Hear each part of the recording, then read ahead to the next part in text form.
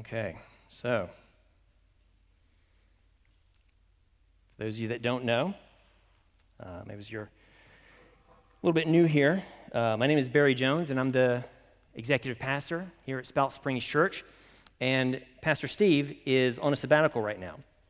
And so basically, this gives us the chance, and I think you the chance also, to kind of experience some other speakers and hear some other pastors, and also just kind of take the time to hear the word from some other people. And so we're very excited about that. We appreciate the fact that you've provided this opportunity.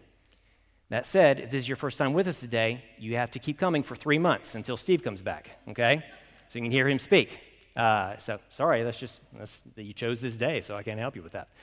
The big thing that we'll be doing is, this isn't a series. I'm just doing kind of a one-time sermon, and then we'll have literally 5 other speakers coming out through the time, okay? And I'll be speaking periodically as well. But again, we thank you for that very, very much. And today, what I'm going to be talking about is, I call it telling the tale, T.A.L.E.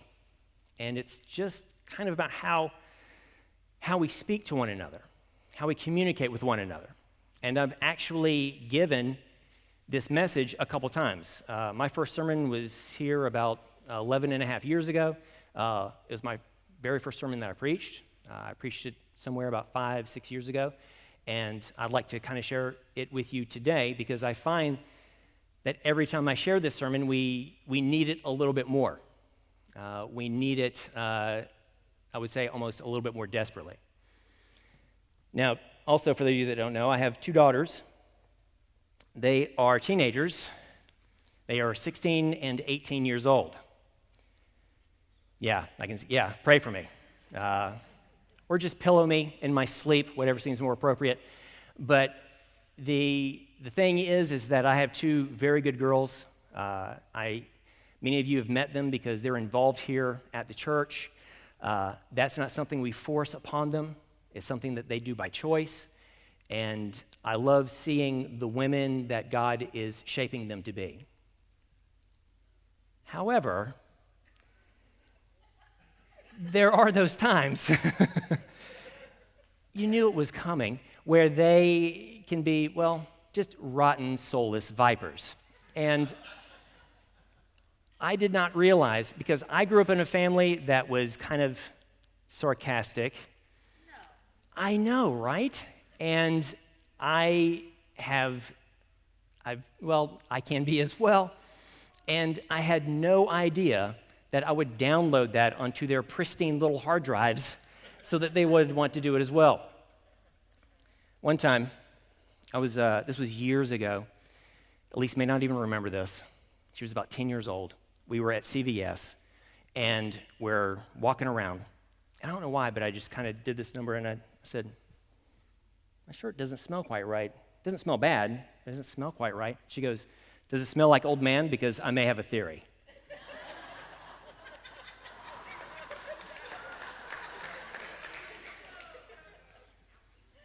This is where child abuse begins.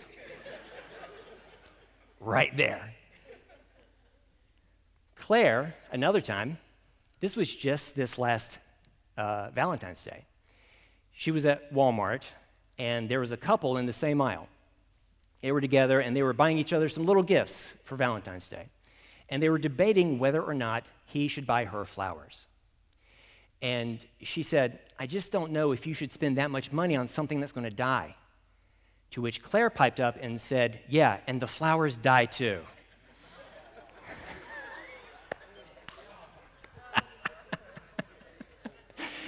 Let me tell you something. If you don't immediately recognize that as hysterical, we cannot hang out. I knew as a father I'd have moments of extreme pride, but I had no idea it would be that swelling. And so one of the things that I have, because the family that I grew up in, I say they were sarcastic. They saw it as being witty, but really they were just often mean. And there's a lot of people that confuse those two things. And so my girls, as we talk about these things, I go, remember, there's a difference and you have to know what that is. So you have to watch what you say. You're still going to get in trouble sometimes, but trust me, I know. But you need to be careful about what you say and how you say it. And this T.A.L.E, each one of these letters kind of talks about how we should, some things that we should keep in mind as we are speaking to people. And I don't know when this happened, but at some point, the great American pastime became being offended. Just every day about something, anything. Got to find something, I can't be, and everyone just needs to relax. I mean, if I could just close in prayer right there, if I knew I was going to do that, we just end it. But the thing is that we need to weigh the things that we say to others. If we are examples, if we are ambassadors for Christ, then we need to weigh the things that we say and how we say them all the time, okay? Now, do not mistake my clarity for perfection. I guarantee you that I am still learning this, but I know that I try to lean into these things and do them a little bit better each day. So, with that said, let's take a look at the very first one. And the first one for T is be truthful. Pretty straightforward, right? Tell the truth, even when it may at times be difficult. In Ephesians 4:25, it says this: "Therefore, each of you must put off falsehood and speak truthfully to his neighbor, for we are all members of one body." And let me go ahead and tell you what that means, because not everybody knows. Not what you think might be true, not what sounds true, not just, well, that's what I heard, not, well, it could be, but true. In other words, don't lie. And there's an amazing amount of people that don't really get what lying is. The American Heritage Dictionary says this. Basically, a lie is a false statement deliberately presented as being true, a falsehood, or something meant to deceive or give a wrong impression, or to convey a false image or impression. Okay? Let me give you an example. So, Kat, you're sitting on the front row. Sorry, now I'm picking you. Are you sober right now? She says yes. So, that's her answer. We're just going to run with that, okay? What if I started going around to people and said, you know what, I talked to Kat and she's actually sober today. Am I telling the truth? Yes. Am I conveying a false impression? Yes, that she's drunk off her rear end every single other day. Okay? Which she isn't, okay? She's not. So, sometimes we think that we can use these verbal ninja skills. Well, I said this. I'm sorry if you got the wrong impression. No, sometimes we mean to put out that impression. And I believe that it's not just our words, but all that we convey that we need to take into consideration. I'll give you another example. And this one, I don't know why, but this one drives me nuts, and I can't wait to talk about it. So, as you drive down the highway and you hit Buffalo Lakes Road, there's a gas station. They have two prices advertised for gas. You know exactly what I'm talking about. One of them is if you use their credit card, it's like 15 cents cheaper. And then if you don't, then it's this one. When I drive, I couldn't help but wonder why I always notice the cheaper price first. The majority of the times, because we're always checking the sign. We're always looking to see, well, how much is gas today? Do I need to get a second mortgage? How much is it? And so we look, and I would always see the cheaper price the vast majority of the time. That's because they advertise the cheaper price for about 6 to 8 seconds, and the more expensive price for about 2 seconds. Are they telling the truth? Yes. But there's an impression that if you work at that gas station, I'm sorry, but this is a really good illustration. There's an impression being put out there, okay? we need to make sure that what we're communicating is clear. We must tell the truth plainly and clearly. Say what you mean and mean what you say. And this has always been my goal, especially as somebody that gets up on a stage and talks to people. In my everyday conversations, especially, I was just talking to somebody about this just last week or so, but it isn't that I strive to be understood. I try to make it so that it's impossible that I'm misunderstood. That's that idea of truth and leaning into the truth, okay? So whatever you say, make sure it is truthful. So we got truthful. We need to be truthful. Second, be appropriate. Be appropriate. Let me just go ahead and read this to you. It says, this is from Proverbs 25:11. A word aptly spoken is like apples of gold in settings of silver. In other words, it's like jewelry. It's beautiful. Not just a word, not just a truthful word, but a word spoken aptly. Another one is from the New American Standard Bible. It says, like apples of gold in settings of silver is a word spoken in right circumstances. Just because something is true doesn't mean that it needs to be shared. Imagine for a moment that I've decided that one Sunday I am going to work in the children's ministry, okay? The background check finally cleared, and so I can go over. And I get maybe, let's say, some 5th and 6-year-olds together, and first I'm going to teach them how to use a gun, okay? I'm just going to, this biggest firearm I can find, and where's Dave Poland? He'd be really excited about this.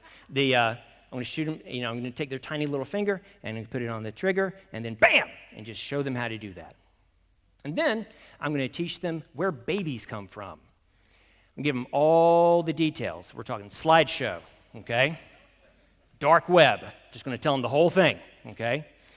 And then I'm going to tell them, you know what, one day, everyone dies. You're going to die. Your family's going to die. Your pets are going to die. Everyone you know and love will just be gone. Would you have a problem with that? Okay. Why? I'm just telling them the truth. Because it's not appropriate. You know that, right? Okay. You can't, it has to be appropriate. Just because something is true doesn't mean it's appropriate. I believe it's never appropriate to lie. I believe that there are times where it's not appropriate to tell the truth. And even if you decide that it is a truth that is appropriate to tell, you must still then tell it appropriately.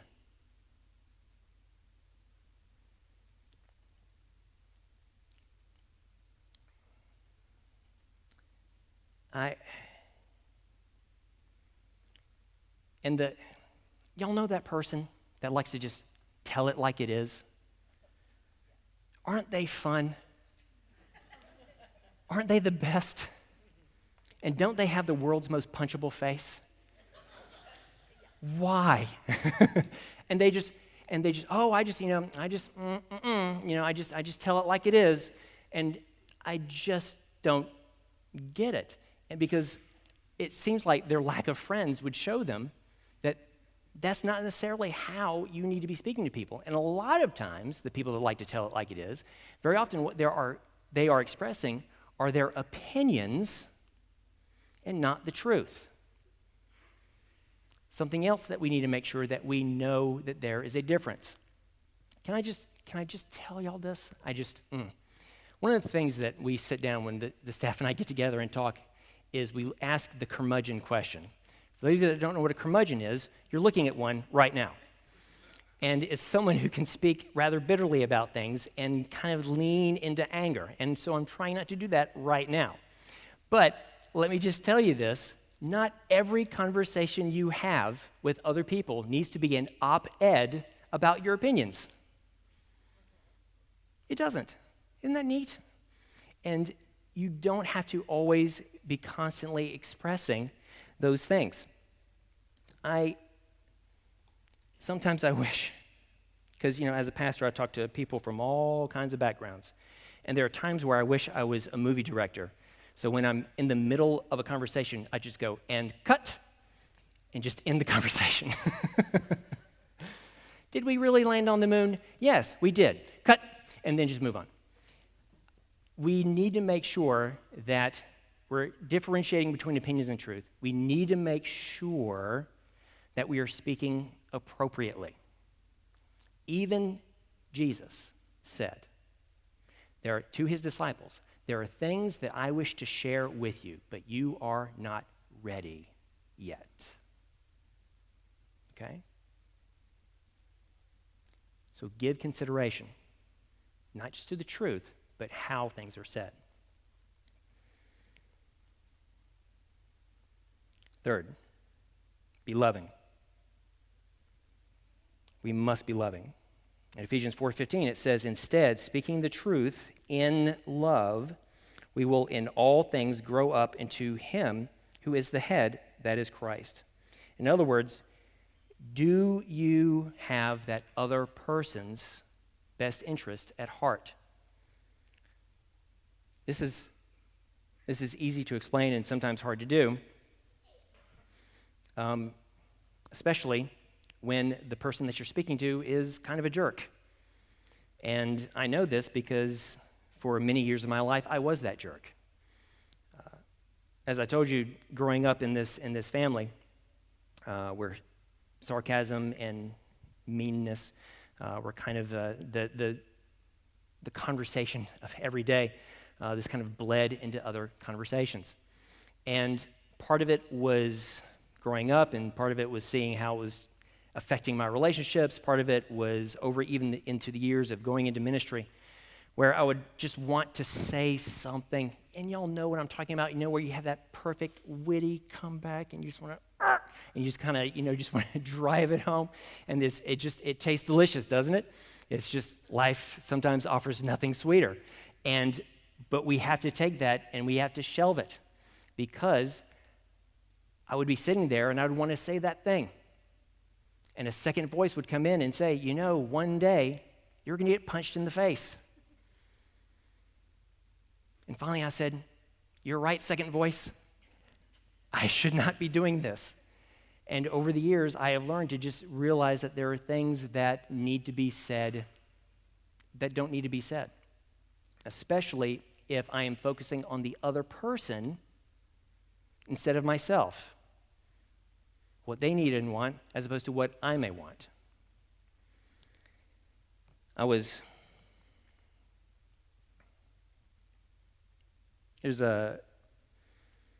one of the neat things that you get by being a pastor is that at the hospital you get good parking, and it's easy to see people. That's about it. And so there was a situation, gosh, it's been 15 years ago, I think, probably more. And I didn't quite make it to the hospital because the woman, she was pregnant, she was about to give birth. So they were just rushing to get things done. So I'm in the waiting room with the family. So mom-to-be is back. She's on the gurney, she's got on the gown, the whole shebang. And her mother is in the waiting room with me, and she is furious, as she almost always was. And she said, they won't let me back there to see my daughter. And I said, okay, well, let me see if I can get in. And I knew what had happened. She had gone to the desk, exploded, and was mad, and just, told them like it was. And so they were like, you? Nope. And so they just sent her back out. And so I went back there and I said, hey, I'm here to see Miss So-and-so. She's about to give birth. I know that, things are getting down to the wire, but I think that she could really use just me, her pastor, going back there and just saying a quick prayer. I promise to be quick. And they said, yep, and let me go back. Me. They don't know me from Adam. Her own mother, they would not. That really says something, doesn't it? Let me put it another way. It never costs to be kind. It never costs to be kind. Take the time to be loving. And one of the things that I made very, very clear is I have a right to see so-and-so. It was, I'm on your side. I know your best interest is for the patient. It's not about me, it's about her. You make the call. And they let me back. It never hurts to be kind. Please, please, please keep that in mind. There's a quote here that I love by a woman named Rose Hamlin. And it says, kind words conquer nations, subdue powers, and put hatred and malice underfoot to be trod upon. They strengthen the mind, inspire the life, and brighten the pathway toward God and heaven. They are the gems of great value, but few there are that seem to know it. Be truthful, be appropriate, be loving, meaning your attention is on the other person. And then last, be encouraging. 1 Thessalonians 5:11 says this, therefore, encourage one another and build each other up, just as in fact you are doing. And please understand that this kind of comes from one of those Christianese words that often needs a little bit more explanation. It's edifying. And what that word edify means, to not just an attaboy or a thumbs up or nice words for the sake of just having a platitude thrown your way.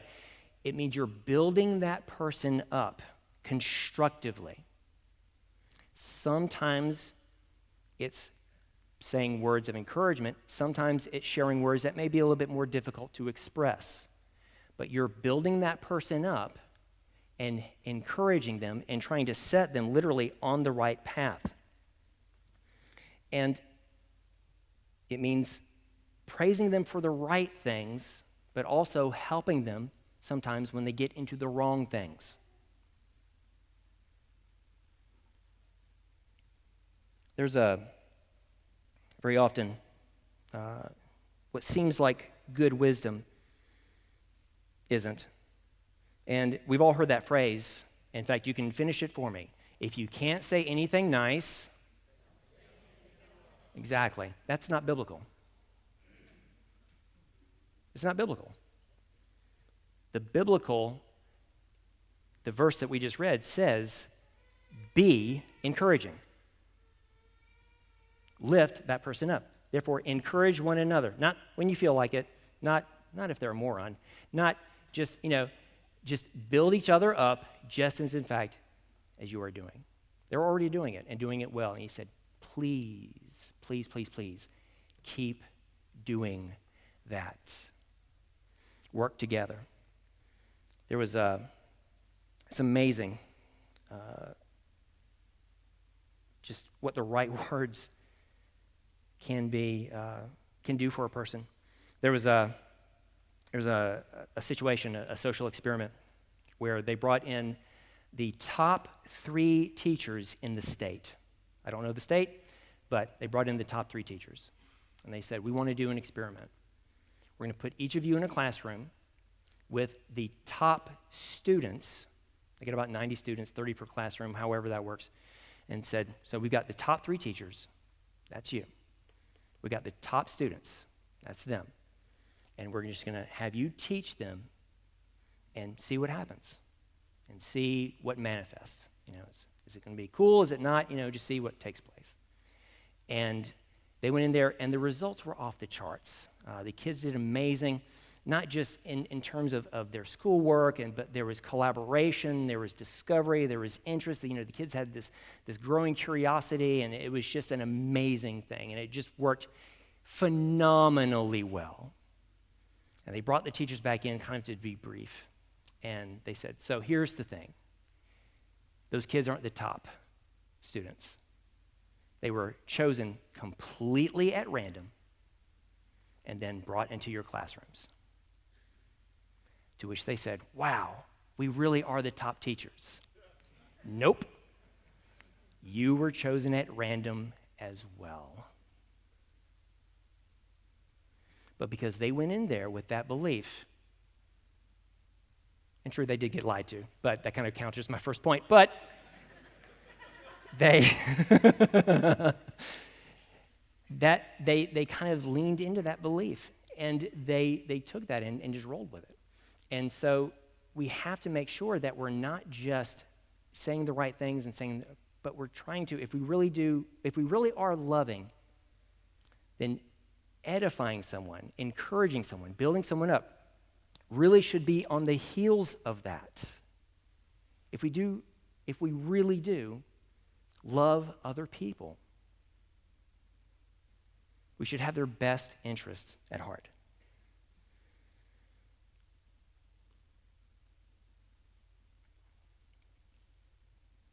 It's I kind of discovered something, I don't know, I guess it's been a year or so now. And so I have a news feed, articles, they just kind of come across my feed. The ones that are interesting, I read, and the rest I delete. And this news source was basically taking their favorite advice column questions and putting them into one article. And boy, let me tell you, you would not believe some of the questions that people would ask. And here's the thing that really, I'll be honest, completely blew my mind. I did not agree with everything that they said, obviously. These aren't Christian advice columns. They're not Bible, these are just normal people working for some kind of media outlet. And despite the insanity of some of these questions, they always leaned into, you need to calm down, assess the situation, look at both sides. Almost every single time.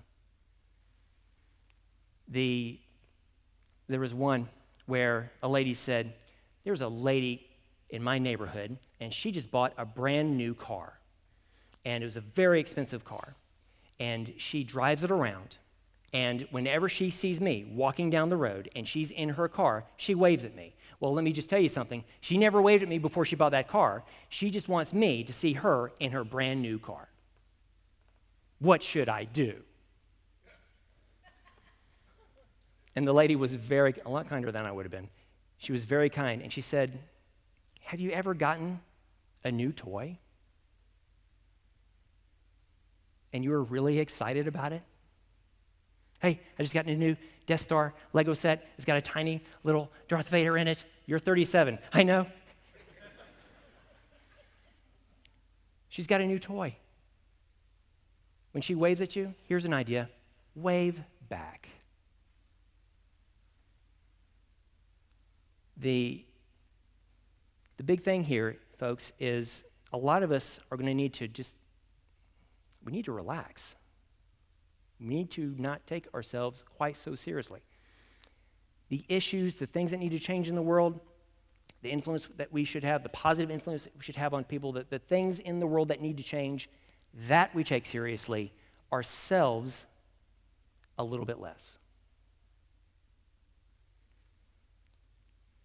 And if we really are, and this is important, if we really are ambassadors for Christ, we represent him wherever we go. And this is something to give some very, very careful consideration to.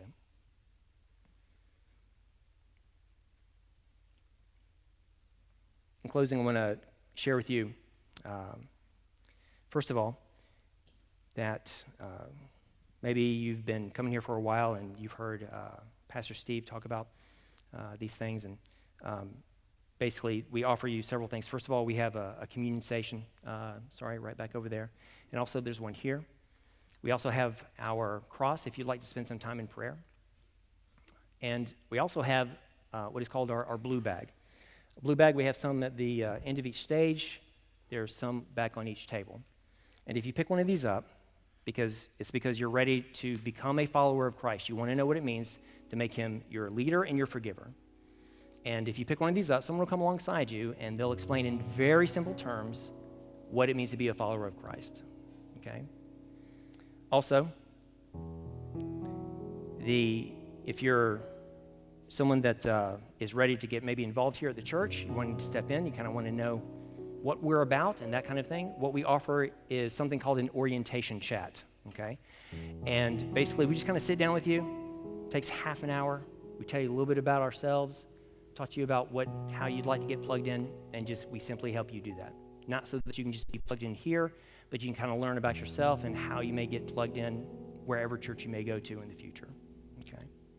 And I know here on the screen it says Steve at SpoutSprings.org. I know he's gone. You can go ahead and you can send it right there, okay? It'll still get to the person that it needs to. We've taken care of that.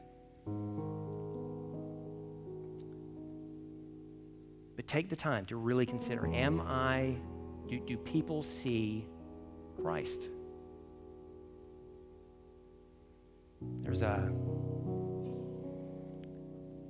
I'm a bit of a stand-up nerd. I love watching stand-up. I love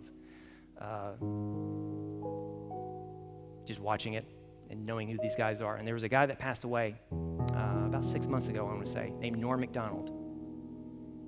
He'd been in stand-up. I'm not recommending his stand-up. Just, I want you to know that. But on the heels of that statement, it's very interesting that somebody after he passed away said, yeah, I think he was a Christian. Really? I'm not saying he wasn't.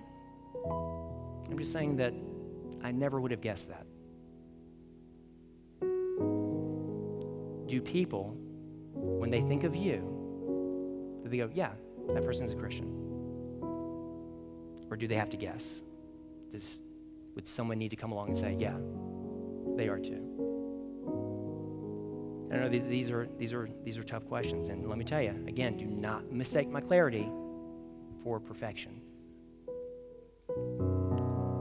But prayerfully consider, Father, do I represent you the way that you would have me to wherever I go?